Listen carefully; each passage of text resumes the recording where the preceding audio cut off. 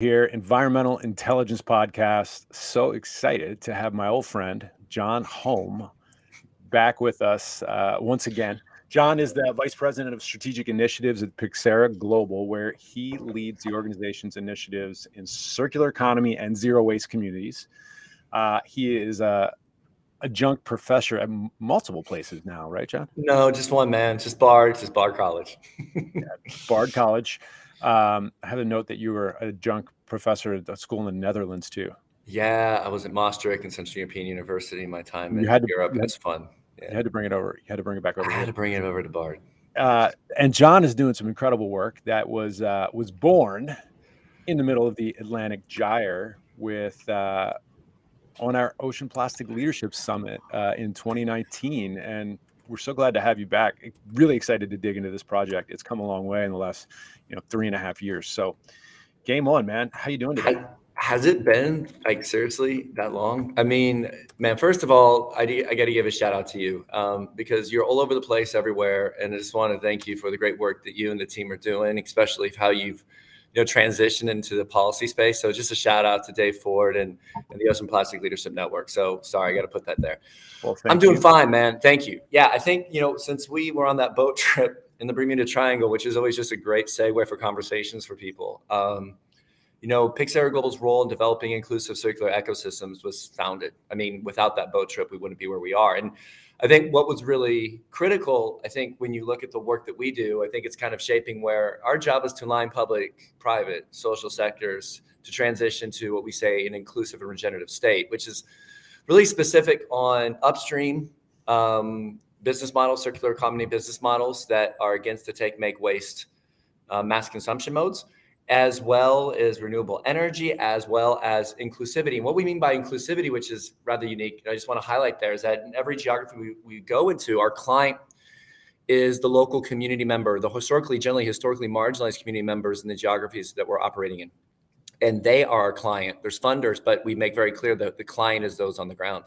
And so from that idea of we kicked off on the boat, saying, yeah, we're just going to go and do zero plastic waste communities is really transformed and now to a full-scale transition, I would say, systemic transition with the work of our partners, many of which we met and found on the boat. So there's a little bit of an intro and segue to get us into some other questions. Yeah, well, for those of you that may not be familiar with said boat, we chartered a ship heading from Antarctica to the Arctic, and we did the first ever activist to industry convening on a ship in the middle of one of the gyres. One of the packaged goods companies that was with us found one of their toothbrushes floating around out there. And I mean, that was just one story of many, but mostly, I mean, groups that never sit down together were able to have interesting conversations and understand where they were aligned and where they are not. And I think that's been like the foundation for what we've been doing on our global treaty convening and really everything that's come since. And John's been an incredible advisor, partner. The work that PYXERA does is completely badass, and it's multifaceted. They also are firm believers in experiences and have taken executives for years and years and years all over the world and immerse them with local communities.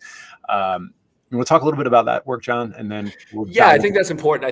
One thing that we are with the private sector is that you always look at where you have to meet the private sector where they are, right, and not look at it to where they should be 15 years down the line to help make the transition. And so when we've always been kind of that ally, and I think that's what's unique. Where first of all, like we can partner with Greenpeace and we can partner with Dow, and we're very authentic in how we can do that along the lines of what we work with. And I think one of the key elements of what we do is experiential, which you mentioned was really, going on the ground. We've worked in over 100 countries, and we've taken execs, named them multinational. We've probably worked with their leadership on taking them on the ground in an emerging market, generally, or developing market, matching them with a local community or local NGO, not an INGO, and then having them work together to identify problems to solve. And then the organization gets better capacity on the ground, while the executives get to bring that change back home. So, whether that's SAP, NL, IBM, 3M, Dow, you name it, we've probably taken executives to do that. And that's really been I would say where PYXERA Global was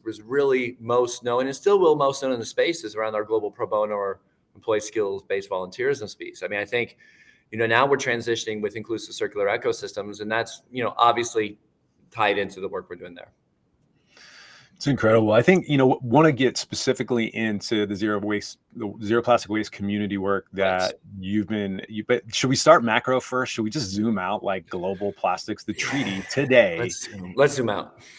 Let's zoom out. Well, so for those of you that may not know, UNAI 5.2 is happening right now in Nairobi. 193 countries have come together at UNAI headquarters, and they're deciding on the mandate of the plastics treaty. They've been negotiating for the last few since last Monday, and tomorrow there's going to be a vote. Now, knock on wood, the current situation is that it will be one of the big sort of back and forth, but whether this is going to be a marine litter treaty, which is very much focused on end of life, or a full life cycle of plastics treaty. And right now, it looks like it's going to be a full life cycle of plastics treaty, if all goes well, knock on wood. And then also, it's going to be a binding treaty, if all goes well. And that's been where there's been a lot of debate back and forth. So all of a sudden, all of these, and I'll say incredible initiatives around plastic are going to start laddering in at a country level into the global treaty, which is incredibly exciting. But treaty processes can also take a very long time. So we're really at the Ocean Plastic Leadership Network, and we've been convening around the global treaty for over a year now. We're in 8 different countries, doing Ghana being one, where John's work is rooted where part of his work that we're going to talk about is rooted. And a treaty is going to be probably like the Paris Agreement was like 25 pages. And then these like country specific plans that are going to be actioned by the countries are going to be thousands of pages in some cases. So it's kind of wild time, John. It is, man. I think, and the timing is, while we can always say better, it should have been a long time ago, better late than never. And the fact that everybody's leasing around this is a great thing. I mean, I think one thing when you really, we try to look at everything from a, not a 30,000 foot view, but like a systems Milky Way galaxy point of view, first of all. And I think what's really unique is that how can we connect what's happening, this horrible attack in Ukraine, what's happening there, connect that with UNAI, with marine plastic, and then connect to the work we're doing with the Ghana. And I think one thing that's really interesting when you really take a look at the space, plastic, while it has so many great functions, if you look at single-use plastic today, I mean, that comprises over a third of plastics produced. And by the way, this is from the Minderoo Plastic Maker Waste Index. This isn't from PYXERA Global. This is out there in the public space. And 98% of those plastics are manufactured from fossil fuels, right? And so if you look at what's happening with Shell and BP's exit right now from Russia, which is a huge shift. They divested their partnership from one of the big energy companies, correct?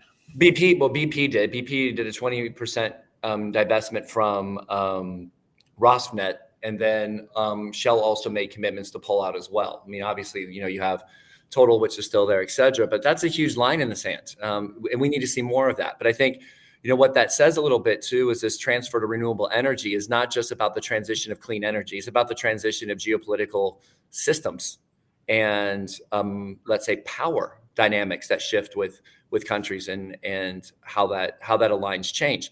And so when you're looking at a plastic treaty, don't think about the plastic treaty just as affecting the oceans or affecting our agriculture. It's affecting the world. And I think that's something that we always need to pay attention to. So like Dave, if I can now get in a little about 20,000 feet with what the zero waste community thing is about, I think that's a good segue and get off my political bandwagon.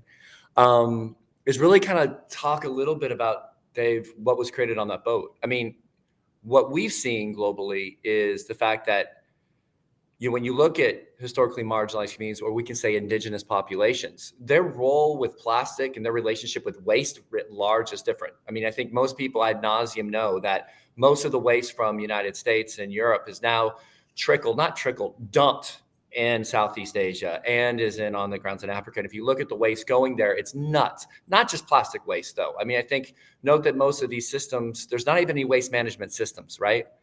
And so when we set on the boat, we wanted to look at ideating, convening, and creating zero waste communities globally. It was really done in the context of looking at best practices across the globe, of looking at what does it look like in Ghana versus on the ground in rural India versus tribe potentially in Alaska, and then kind of take learnings from those solutions and then bringing those to scale.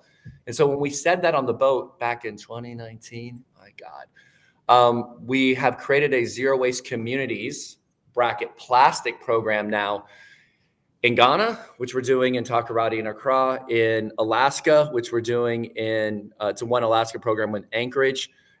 We are doing in Montana with the Kootenai and Salish tribes there. And then we're looking to engage right now in a new announcement, and then maybe not, you know this even, Louisiana, BIPOC, Black community there. So when you're looking at this work, I think one thing that was really critical on the boat, Dave, was this cannot be done in isolation. Our vision of the circular economy is a transition, multi-stakeholder partnerships at scale from inception to the end. It's not just, let's go take a couple people down and talk about it. It's trying to take the best and brightest. And so on that boat trip, I'm really going to lean in a little bit here on First Mile. We had the chance to meet Vivian Luke, Executive Director of Work, and Ian Rosenberger, founder and creator of Day Owl and Thread and First Mile. And man, from that partnership there to now, I mean, they work with us in those geographies I mentioned, in Ghana with waste collectors, taking the great work they did in Haiti. They work with us in Montana as an international partner, along with our partner Metabolic, as well as SAP, who comes in and they help convene on technology. They're a partner with us, not a funding partner, a partner. And then working with the local partners. So I think it's always really good. The local partner is the key. They're the ones that actually have the power to have transformation and change. And so that's kind of how the structure has been set up, Dave, is like really from the beginning, instead of going to a market and working with the private sector saying, let's pilot something over here and tell the world, hey, look, we're getting great ESG ratings picking up plastic waste. We came to them and said, no, if you really want to do something, we have to scale this from the beginning. We have to bring in public sector, private sector, local sector to benefit the local community. What does that look like? And so it's a multi-stakeholder approach. Well, let's dig into like the specifics. Like I'm excited to dig in. B, it sounds like exactly the types of programs that need to happen across all of these different sort of kinks in the value chain where things get bogged down, and they're everywhere with plastics because it's a chaotic mess globally. And there's hundreds of stakeholder groups that are all involved, that all have different interests. It's why we need a global treaty for sure. But talk about Ghana. What's happening in Ghana? Like, let's maybe give me the story of like how you started down that road in Ghana to where it is now. I mean, it's fascinating because the Ghanaians and it's all about what has already been done on the ground with the local community members. And so a couple of things I want to highlight there is that PYXERA Global has had an office in Ghana for a long time. And we have operations there in Takoradi, actually, which is a coastal town next to Accra. And so we have our local team, which are amazing, doing great work for a long time there. And then we identified, obviously, First Mile, who's really good at navigating waste streams in developing economies. And we said, wait a second, who's our local partner we can work with? And we found this group, Recycle Up Ghana. And then we said, well, listen, what is this going to look like? SAP, come to the table, and let's think of a technology solution. This is back 2 years ago, Dave.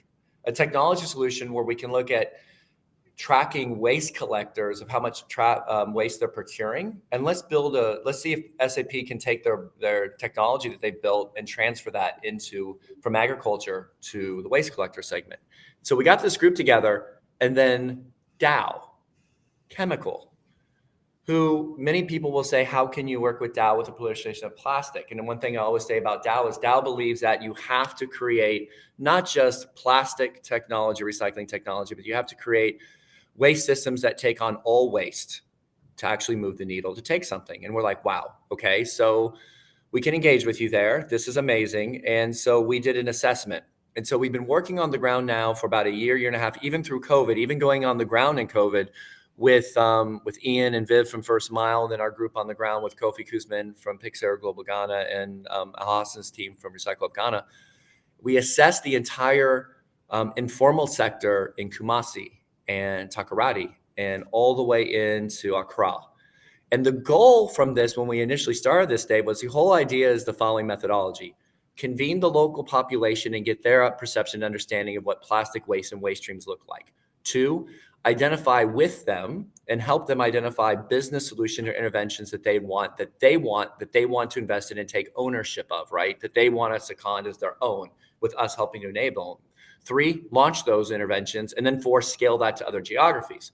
And so what we found is kind of right place, right time, especially with your work, Dave, in Ghana, with plastic treaty.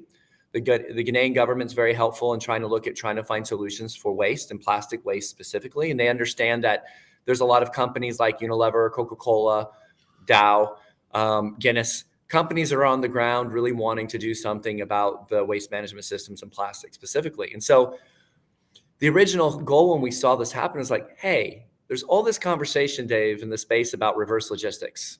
PYXERA Global, we advise FedExes on their global sustainable reverse logistics proposition, right? Just from an advisory standpoint. But when you look at reverse logistics, the bigger problem in the space, Dave, is you have all this talk about recycling and all these waste hubs. But if you really want to make it economically feasible, how are you going to transport that waste into turning it into product?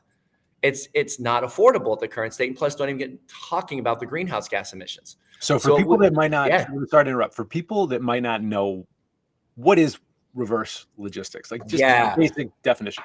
Absolutely. Reverse logistics is, when a company sells, there's two ways to look at it: product and materials. The first one is when a company sells a product and it goes to the consumer. What is the process of taking it from the consumer, the end users, and getting that product back and either refurbishing it, repurposing it, reusing it, or recycling it before it goes to the last resource possible, which is landfill? Many companies now, especially in the tech sector, Dave, if you look at Cisco, go to Cisco reverse logistics, type in Dell reverse logistics, type in Apple reverse logistics. It's a business proposition for them. So they're really engaged. How does Apple get this back and recycle it instead of it sitting in a drawer, or like we all have, I think at times have had 5 iPhones in a drawer. Luckily, I don't. Exactly. But what's interesting about those tech companies, Dave, is that all that tech is worth money. All that material is worth money.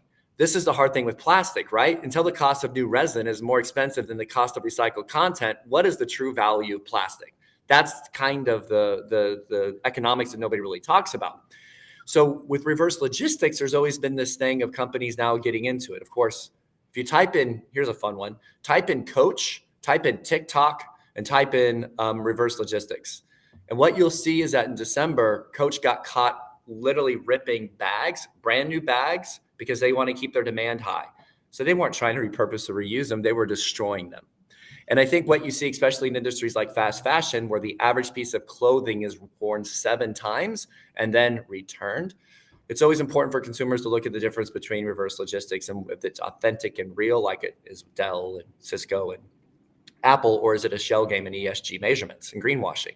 Well, it can also be like at a system level. Reverse logistic is like, how do you get, like, if you're on an island community, there you go, and you have a recycling center, how do you get that recycled material back off the island? And ding, ding, ding, ding, ding. And I think this is what Dave is missing the space, is reverse logistics for materials. Now, this guy, I'm going to mention a guy, you're going to nod your head, Marcus Ericsson. I knew that was who you were going to say. Yeah, Marcus Ericsson, 5 gyres. Now, for those of you who don't know 5 gyres, look at them. They're amazing. Marcus is an amazing human. And of course, he was the captain on our ship to the Bermuda Triangle.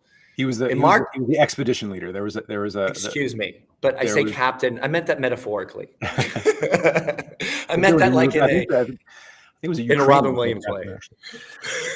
But when I say that though, when we started doing the program, he goes, John, what we need is coastal reclamation hubs. And at the time, I'm like, what the heck is a coastal reclamation hub? I have no idea what that means. Well, it's a reverse logistics hub for material. The funny thing is, Dave, is none of this is created. And so when you look at the work that we're doing in Alaska, Montana, and the work in Ghana, and this is where it gets really exciting, is creating a reverse logistics hub on the ground there, where waste comes in, all types of waste comes in, and then product comes out. So that's what we're really looking to do, is build remanufacturing hubs, which will also limit the greenhouse gases. So can imagine for a second, Dave, that you have all these waste collectors, the informal economy, where traditional data is not showing that there's plastic waste there. There's not enough feedstock or plastic to come in and produce anything. We know now from our assessments and the great work that the First Mile Recycle Up team and the PYXERA Global Ghana team did, that there is feedstock in informal economies, which are, we say, the human-centered reverse logistics supply chain for the world. And so I think it's really important to note that what we're looking to build in Ghana is just that. In Ghana, in Accra, the capital, put a hub in place, a hub and spoke model where waste comes in. We look at taking that waste. Again, it doesn't matter, all waste. We cannot just focus on plastic because it cannot be done in isolation. Look at waste come in, but then turning that waste into product for Ghanaians first. So we're looking at solutions for 3 to 7s. This is not just, breaking 3 to 7s are types of plastic. Yes, sorry. There you go. 3 to 7 types of plastic. We're trying to look at longer term solutions that are not just the typical single use down cycle program where a plastic bottle comes in and we're going to make more Coke bottles out of it, or more Pepsi bottles, or more soda bottles, or carpet, or more. Exactly. What can we do to do something to make it more sustainable? But for Ghanaians, we don't want to export it either. And so it's like then there's climate emissions with the transport. That's what I'm saying. So this is a way to start putting that together. And we're in the building blocks, Dave, right now of putting that together in Accra, of actually getting a site, being able to put that wonderful theory to work. In some ways it's already working, but to really solidify that even further. And so, is it a materials recycling facility or more of like a transport center?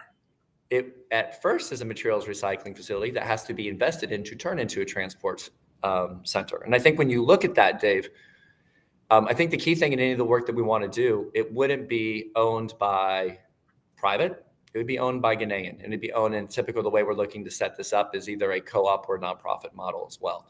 So exciting to where it's not going to be something that is going to be gentrified or taken over colonialists. It'll be for the own people of Ghana and Ghanaians. Got it. So I think there's a couple points here. Like the one let's do deep dive a bit for folks that might not be like in the weeds like we are every day. Like so the informal economy, this informal sector, like a huge swath of folks all over the world, mostly in the developing world, in Ghana and other places, a lot of Southeast Asia. There's like 15 to 20 million informal economy waste workers. Now these people are feeding their families by picking up plastic waste off of beaches, out of the environment, off of streets, out of landfills, illegal landfills in most places. There's 2 billion people that don't have access to waste management at all, that for the most part are either illegally dumping or burning the waste in their backyard, which is highly problematic because you're burning plastic, you're burning fossil fuels. So there's a climate impact.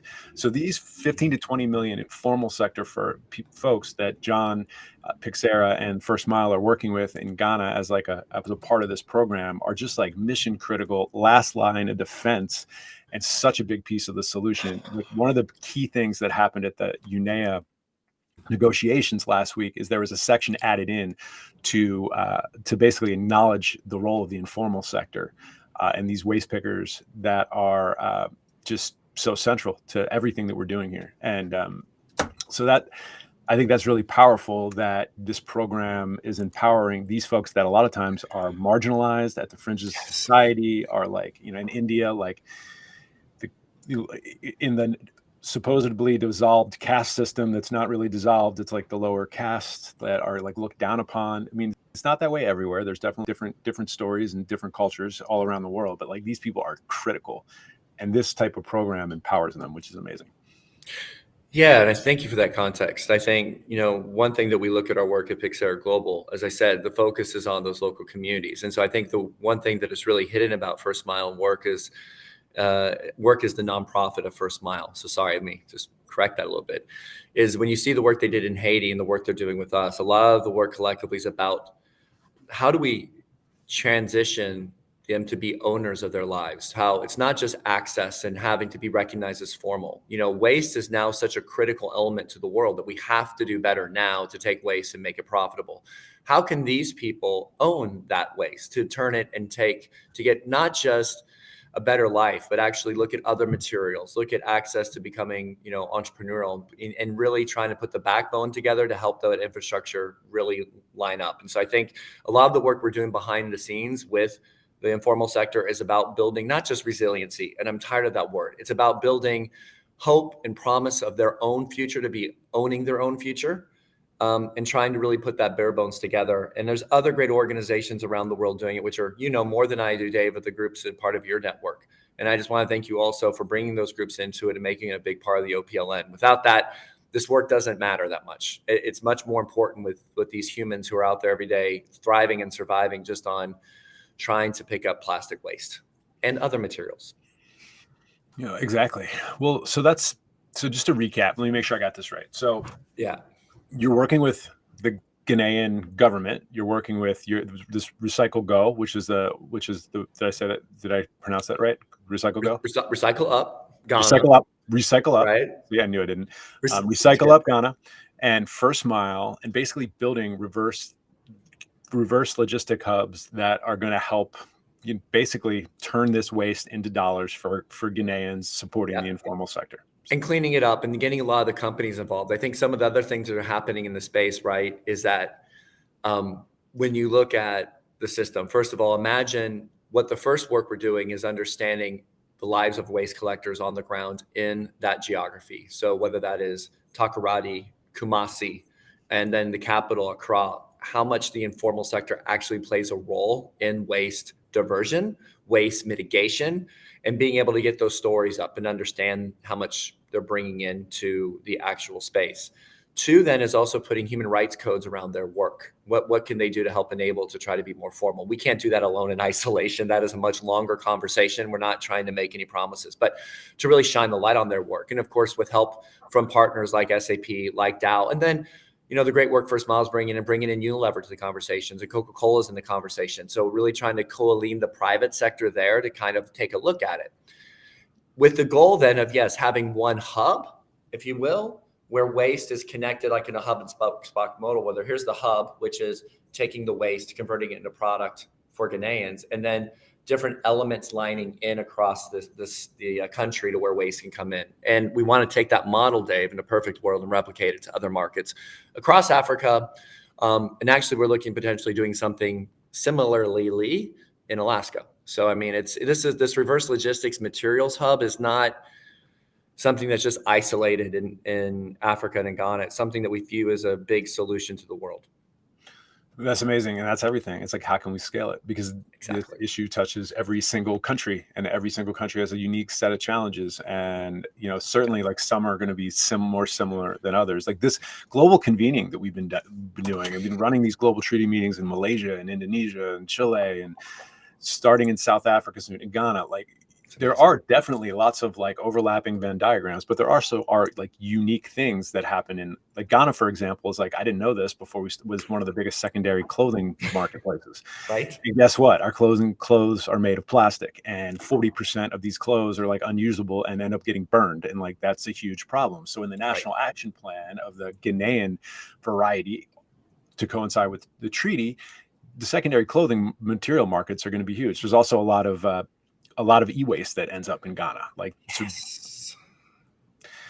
And that's why you bring up a point, though. That's why it's important to look at all materials. I mean, if you look at commodities, Dave, across the board, commodities have real market value except for plastic. I mean, I think that's the one thing that always drives me nuts in this space in conversations, is that it's an artificial value created by the producers to procure plastic. We have to figure that one out, or at least we have to transition these people to learn how to identify other materials that have real value or much more higher value and invest their time in it. Otherwise, is the system going to change? I mean, James George, our friend, one thing when he came to PYXERA Global from the Ellen MacArthur Foundation, which I love, was there's no good solutions in a bad system. That the system itself is not good. So anything done under this system that we have of take, make, waste is not working. And I think, Dave, one thing that you're doing extremely well, which I don't think people really understand sometimes because we're so locked in the day-to-day grind, without policy and the enabling environment and mandating and enforcing policy, none of this will change. Consumers are not going to change this. Companies are not incentivized with quarterly earnings to change. We have to have a very strong mixture of policy and enforcement working along the private sector to benefit this transition, given the IPCC report, given what's happening in Russia and Ukraine. Like, the time is already game over. Let's get it going. And so I just want to thank you for consistently bringing your energy and passion to these conversations, because without this work and what you're doing, the stuff we're doing can be easily discounted. We have to put the system into place. And so just wanted to get that out there. Well, thanks, man. Like, tell you what's exciting for me to think about how the national, this will be a great way to dovetail into the work you're doing in Montana and in tribal lands in Alaska, is that all of a sudden, and I keep saying knock on wood because tomorrow is the vote, is the decision, when the decision is going to be made. And all things are looking good, but I'm not going to take anything for granted. We're going to start working globally on a plastics treaty. There's big negotiations that happen, but like what we're trying to do is have the national action plans, which are going to be paramount to these. Yes. Get that process started ASAP. And we already started that process in 7 countries, including the United States.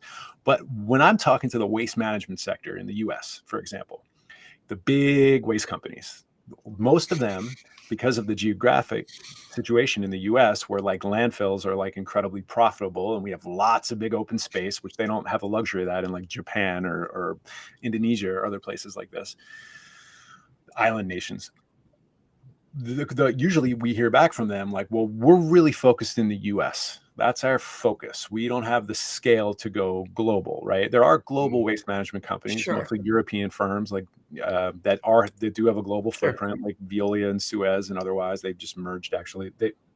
But in the US, it's very US centric. And now we can say to the folks in the US that say this, what you're doing here, what the US policy's position is, what we can pass in the US as law, all of a sudden has a global impact. So you keep focusing on the US and help us pass some meaningful legislation so that, because there's definitely state and local and municipality, different things that are happening, some EPR bills that have passed, which is extended producer responsibility, which basically the companies have to pay into the system that supports the waste at the end of life. Probably like, and there's 2 states that, where there's a bunch of other states where there's some initiatives that are going there. But what we do in the US right now is going to have global impact. Amen. So, and because when we have conversations with the State Department and with, the USDA and other federal agencies, they're like, well, look, the US isn't going to be able to get behind anything globally that's not already like enacted in law here. So like, as we're negotiating the global treaty, everything that we could make possible in the US has like a force multiplier effect, which is super exciting for me. And I think it plays right into like when we find systems that work at a local level and how they can scale, like all of that can come into play. So like, let's talk about Montana, tribal lands, Montana. It's tribal lands in both of these geographies, right? That's a good question. I mean, originally it was. So when we looked at Alaska and Montana, the goal are historically marginalized communities we wanted to partner with this tribe. And I want to be very specific on what that means. Tribes historically, Native American tribe or American tribes, have always been indigenous, regenerative, using every single last scrap for everything. They provide the DNA that our current colonialist take, make, waste model needs to move forward. And so there was a very specific reason of why those geographies were chosen. When we looked at Alaska and Montana, we looked at it in a different lens. One, in Alaska, and this was new information for us when we were on the ground. Alaska has more coastline on Alaska than the entire United States combined. I did not have any idea. Yeah. Number 2, there's more plastic waste there than the whole United States combined on the ore lines. It's so much plastic waste, and Marcus Erickson brought this up to us. But when we saw it, when you see it, it is at scale that I've never seen before. Our friend Nina Butler, who was with us on the ship, she's an incredible waste, plastic waste macro system mind. She just did an expedition on the Alaskan coast, and she showed me the video, and it was like unbelievable. And just side note, I was in Florida for a couple of days with my family, and we did a 25-minute beach walk with a bag, and we came back with like I couldn't even carry it. It was so full. And this is like Florida in an area where we have waste management. Like, try this one. Try this for size. In Alaska, what you have is the gyres on the Alaska coastline, bringing everything from Japan, South Korea, a typhoon in Philippines. It all washes up there. The type of waste that comes there, the languages it's in from Russia, it is nuts. And another thing I want to bring up there too is there's no waste management system. None. The city of Anchorage is just getting their first MRF. Their first MRF is being invested in. Waste there just sits and erodes in a place where climate change is affecting the state greatly. Tundra, permafrost melting. The systems there are breaking down. And so when we went to Alaska, there's a group, Dave, called GoAK, goak.org, which I encourage all of your listeners to take a look at, led by Chris Pallister. I was introduced to Chris by Marcus Erickson. Chris has been doing ocean cleanup expeditions along the Alaska coastline for 20 years. When I say an expedition in Alaska, though, that is going to some of the hardest, coldest, harshest conditions in the world, going out with chainsaws, going on the ground, seeing grizzly bears around, helicoptering in waste, and then taking it out. Now, here's the funny thing about Chris. When I met him and saw some of the work that he was doing, and there's a couple of videos on YouTube when you go to the website, goak.org, which are nuts, which shows the type of people that are actually volunteering their time to do this. He gets a barge. He has to procure a barge to take all the plastic waste. You're talking millions and millions of plastic waste they're pulling on just one cleanup for taking about, let's say, 3 weeks out in the water. And when they do that, you're looking at it to where all of the landfill, all of the waste there, because it's not in Anchorage itself, the Anchorage landfill does not have to take it. So when they brought this huge barge full of gigantic amounts of plastic waste, Chris, a nonprofit, had to pay for that waste to be taken to Tacoma because they wouldn't take the waste. There's no solutions to convert that waste to anything, and it just sits and leaches out into the water environment there. It is on scale such a big problem. And so when we looked at Alaska, Dave, it was one thing where we saw Alaska being what we say a one Alaska solution, where you're trying to look at plastic waste as a state level. You're looking at the city of Anchorage itself and the hub there with all the great recyclers and sanitation hubs and landfill people there that are working together, which controls about, I would say, half of the population, and they can reach them by highway. You have the ocean, which I just mentioned to you earlier, and then you have tribe. And tribe is inland. There's no logistics there. The cost of getting one container out of the middle of Alaska, doesn't matter what you put into it, $100,000. That is the cost of logistics in Alaska. So imagine, Dave, that there's no manufacturing in Alaska. Waste, goods come in, waste doesn't go out. And so it just leaches and sits there. There's no solutions for it. So when we looked at Alaska, we were like, oh my Lord, what can we do here? And so what's been really fascinating here, Dave, is working. Actually, we had a meeting last Friday with the staffs of Senator Murkowski and Senator Sullivan's team, talking to them about our waste program, talking to them about what's going on their shores. And I think one thing is really great is that Alaskans do not really want to beat their chest of how great they are. Very communal, really work close together, really, really respect each other, but also don't like foreigners. And I say foreigners, lower 48 sometimes is a foreigner, right? They don't need us. They don't want us, and they don't need new intervention sitting there on their soil. And so one thing's been really great about this program is that we're looking at this one as being a longer phase process. And the funder for this program, Dow, is really doing a good job of trying to be a partner to build all waste systems, not just looking at the plastic, looking at funding some of these expeditions, funding some of these cleanups, but also looking at putting plastic waste and other waste materials into a reverse logistics hub there as well. So stay tuned on that one. That's going well. And then Montana, that was selected because nobody pays attention to Montana except for the TV show Yellowstone, which really is not a full depiction, and I'm from there. So Montana is one of those places. I love Montana. It's like, I know, right? Doesn't get much more beautiful. And we have our partner from, our MC for Hatch, a guy named Yarrow Craner and Jared on the team. They were our partners in Montana and still are, working with the Salish Kootenai tribe. And the whole point of working with this tribe, and it's been an amazing experience, Dave, is going behind the scenes and work with the tribe, learning what waste means to them, how to look at waste for the next generation in a tribal context. And they've opened the doors to us and going in and helping us to identify solutions. So stay tuned on that one. That's also going to try to be a One Alaska program. And I want to wrap up this part by Alaska, Montana by saying that policy is directly affecting both of these geographies. That right now in the United States, you have 19 states you cannot even put on the legislation floor any bills to ban plastic. You just can't do it. It's illegal. So that tells you how far behind. What we're trying to do with Senator Murkowski, Senator Sullivan, is help them support the Break Free from Plastic Act. Senator John Tester in Montana, support that. Look at it from a bipartisan announcement. Dave, how can we look in the United States of getting our senators, our representatives, our government to come together about solving this crisis as an economic opportunity for the people most hurt by it? That's the job that we have. And so your work doing with policy, we're right there with you. In fact, in the city of Cleveland and the city of Cambridge with a part of Metabolic, we're designing all of their circular city procurement and policy packages right now as well. So policy is front and center.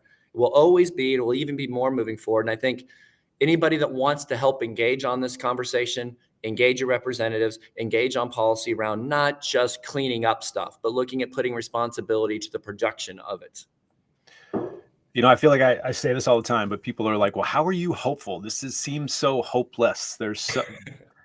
And programs like this, John, are why I'm hopeful. And also, I think if there's anything that is unifying around the plastics crisis, is there's nobody denying it. You can't deny it. It doesn't matter where you are on the entire earth. If you take a walk out to the beach, you're going to have an interaction with plastic, and it's and everywhere you go. I mean, on the side of road, it doesn't break down. There's no denying it. There's no plastic waste crisis deniers, and that's huge. And I mean, you have the petrochemical lobby, the American Chemistry Council, come out in favor of a global treaty. Now, it's certainly not aligned with what, let's say, like a Greenpeace would want in a global treaty, but like there's a minimum bar. Like that's countries that produce high amounts of plastic, like virgin plastic, like China and the Gulf states, have, in principle, again, I'm just going to keep saying, knock on wood, gotten behind the idea of a global treaty, and because there's no denying it. And that in itself is hopeful with respect, gives me a lot of hope with respect to this crisis. And I want to end on that note. You got anything? Let me give you the last words, though. Anything you want to share before we check out? Man, the last thing I just want to share is that, the world right now, if you want to look at it, get off your phones, stop being depressed all the time with all the negative news. It's designed that way to make us negative. There's a lot of work that we can do. There's hope. We can all work together collectively to make a better place. So Dave, the work that you're doing is inspiring. Keep it up. Continue, doing what you're doing in the space. We'll try to keep our end of the bargain up to it. And I just want to thank you for taking the time and convening this conversation. And we'll give you an update in Ghana and Alaska when we have something else to show live. So anything you can show, we will share it, and we'll add it in newsletters. If you got any video, if you got any footage, let's just keep everybody really close to this project. And just so grateful to work with you, and so grateful for your partnership and everything we got going on, John. Thank you, sir. So with that, we're going to wrap Environmental Intelligence John Holm version. Thanks again for sharing all this incredible work that you have going on. And pleasure. Knock on wood, we're going to have some really interesting news out of Nairobi tomorrow. Yeah, man. Cross some fingers, man. Thanks. Have a great day, man. Take it easy. You too.